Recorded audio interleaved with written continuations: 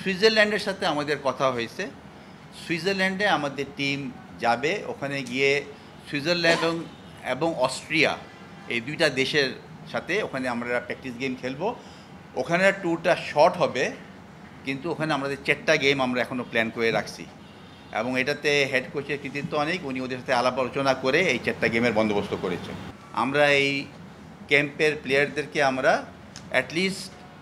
At least একটা তো করাবোই বা 2টা ট্যুর করাবো বিদেশে প্র্যাকটিস ম্যাচের, এবং একটা হবে এশিয়াতে, একটা আমরা প্ল্যান করেছিলাম ইউরোপে।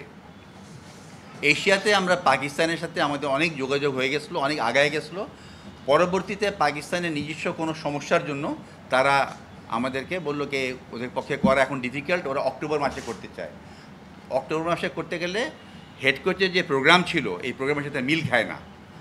কাজেই পরবর্তীতে আমরা মালয়েশিয়ার সাথে যোগাযোগ করলাম এবং মালয়েশিয়া আমাদেরকে হোস্ট করার জন্য স্বীকৃতি জানালো।